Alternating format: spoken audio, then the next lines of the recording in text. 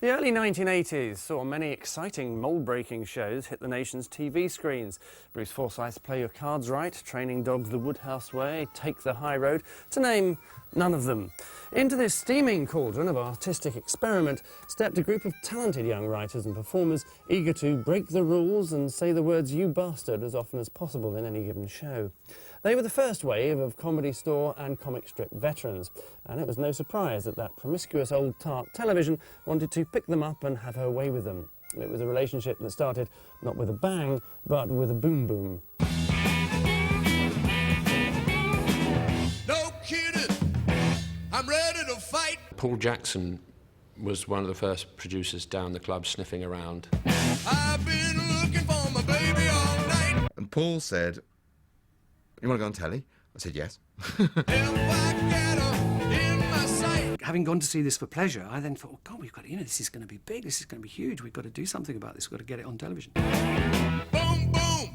I remember Paul came to an alternative cabaret gig, I think, that was in a student bar at 6 o'clock, and the bar wouldn't open, and so everybody sat there drinking milk while I shouted at them. They come to the walls and put wires in your engine now, but I don't mind anyway. What, me paranoid? Oh, man.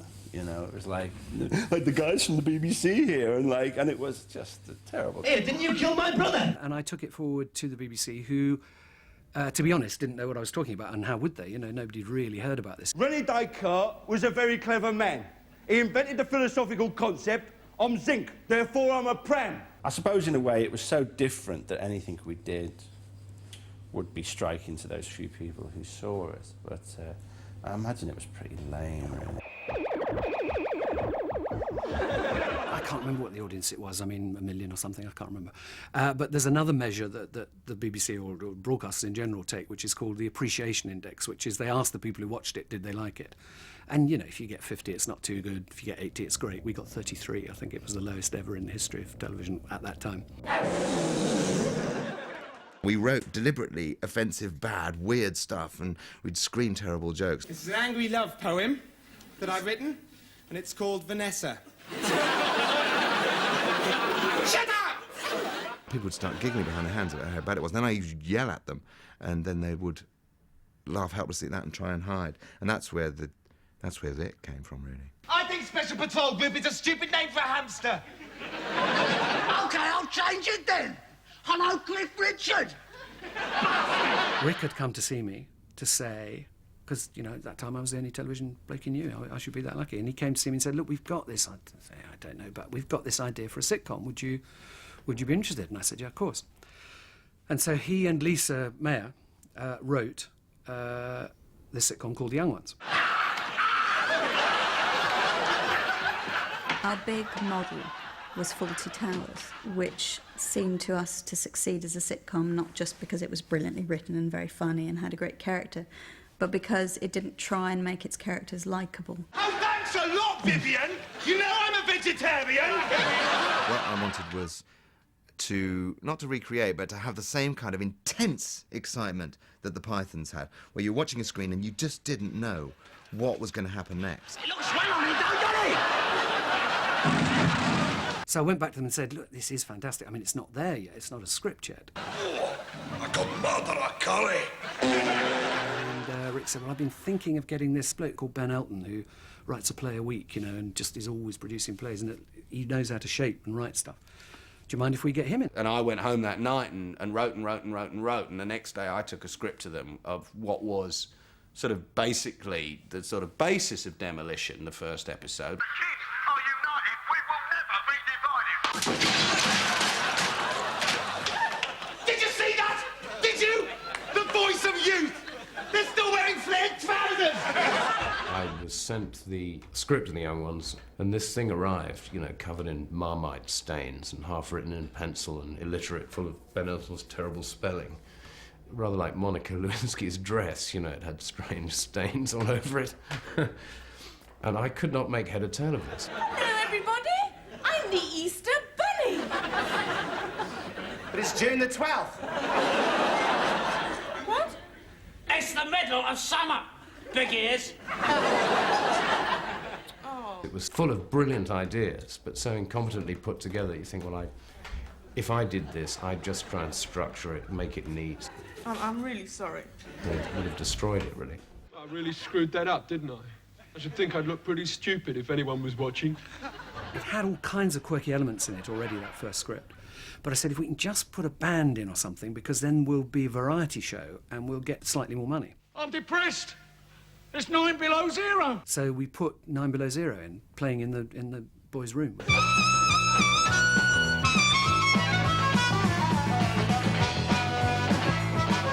So anyway, we made the first show, and we were thrilled with it. And, you know, we said to each other, well, we've got what we set out to get here. And it sat there for quite a long time. And then what happened was Channel 4 by this time were hoving on the horizon.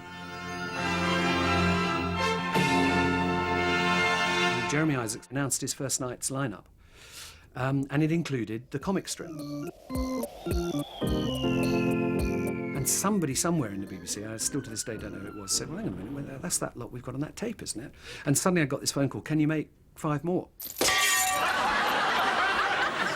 Why won't it go off, Mike?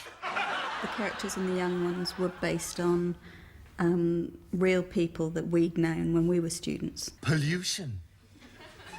All around. That's what Vic is all about, is trying to fit in with the groovy revolutionary front and failing badly.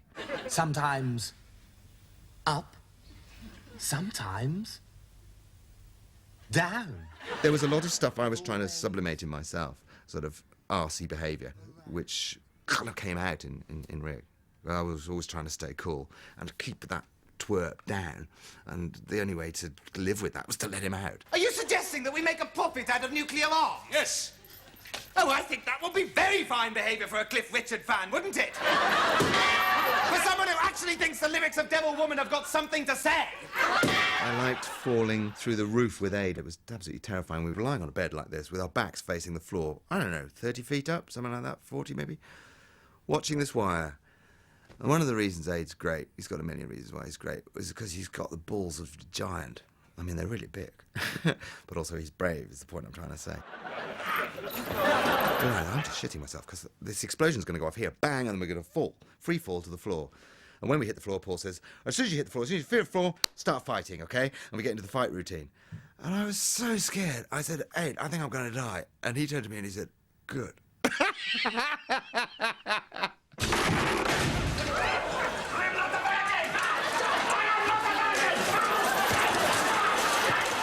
That was the most terrified I've ever been in my life. More terrified than falling off a quad bike. I was unconscious then, so I wasn't scared. And when I came back, I was Jesus. Bad karma. Well, I think in terms of Rick and Ade's act, which is the slapstick act, they always need a victim to hit over the head with a frying pan. Yes, he's a victim, but actually there's a lot of bottled up aggression in there too, and so anything where Neil sort of threw a tantrum or suddenly became worked up about something, I find very funny because it's so ineffective and useless. Yeah, I'm not into violence, Rick, but I'm really good at smash your faces. Oh, God. Neil, have you given up that The original idea was Pete Richardson should play what was to become Mike, and Pete was and is a sort of strangely cool guy.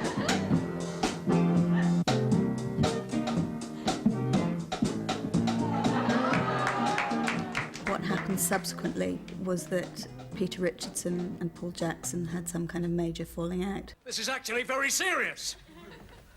So we then had a fourth character with no one to play him, which is why we ended up casting Chris Ryan as Mike. I know what you're thinking, baby, and if I was to tell you, you'd think I was talking in centimetres. And I handled that wrong. I mean, I was a kid. The first thing I'd ever done. On the other hand, it didn't need to be as long a row as it was. All right, somebody call a taxi. They asked me to be in it, really, because I'd been the kind of... I think because they were frightened of me, really. But I think I told them that I didn't want to get stuck as a kind of character or some crap like that. So they just used to leave a hole in the script, really, and I'd fill it during rehearsals, more or less, with either bits of my act or some some crap that I'd made up. I live in a tower block, and the thing about those is there's a terrible noise problem because there's no noise insulation at all. You know, and 8 floors below you, there's always some bastard who's got a Yamaha home organ, you know. And we had no real idea of how difficult it had been for Paul to get it on, I think, because we thought, yeah, we're brilliant. Yeah, they'll put it on. Over the 12, I think the BBC were incredibly supportive. I mean, it was challenging at the time. Most particularly in the first series, the one that we felt really strongly about was what I still think is one of the great comic scenes, which is when, you know, the super cool Rick who's holding the party and he's, you know, got all his mates turning up. Anyone got a slate? A what? A cigarette. Oh, sure. Oh, what a great bag! And in desperation and embarrassment, because nobody does turn up and everybody's sitting around with nothing to do, he opens a girl's handbag, you know, and that old thing that we were all taught at the time, I can't believe it's still true now, but every young boy was taught, never look in a lady's handbag, you don't know what you'll find. And it's all there, and he gets out a handbag, and of course he doesn't know what it is, you know, the super cool dude in his yellow dungarees, he doesn't know what it is. And it was, I thought, a very funny scene, and he's completely left looking like a complete tit. It's a telescope! A telescope with a mouse in it!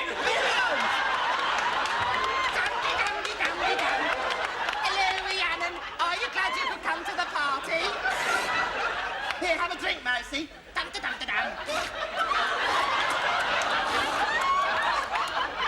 Oh, it's gone all big.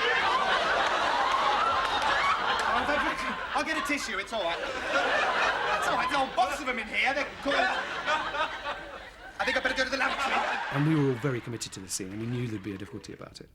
And we delivered all 6, and they were viewed by Jim Moyer by this time. And he said, I'm not arguing, I'm not asking you to take it out. We'll go with that. I think it's extremely funny. I think the context it's in, and we would have been ready to take our names off the credits and all this stuff. Didn't need it. Go with it. And I think in that way the BBC were very good. On the other hand, classically BBC, completely out of the blue, he then said, but there's one thing that's got to go. And I think Jimmy Gilbert joined him on that. He said, you've got to take out that scene where Aid's fucking the floor. And we looked at each other and said, I'm sorry, Jim, we don't know what you mean. Hi, girls! So we had to rack our brains, and we realised what it was. We said, wait, that's complete nonsense. He's doing press-ups to show how hard he is. Do you want to see how many press-ups I can do? And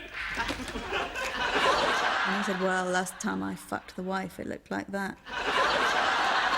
It was about getting off with girls, masturbation, going to the toilet and farting, and, you know, it was quite sort of schoolboy humour in a lot of ways.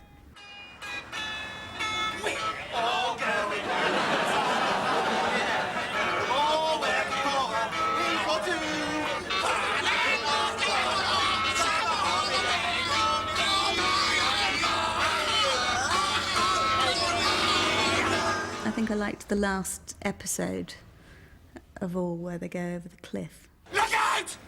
Cliff!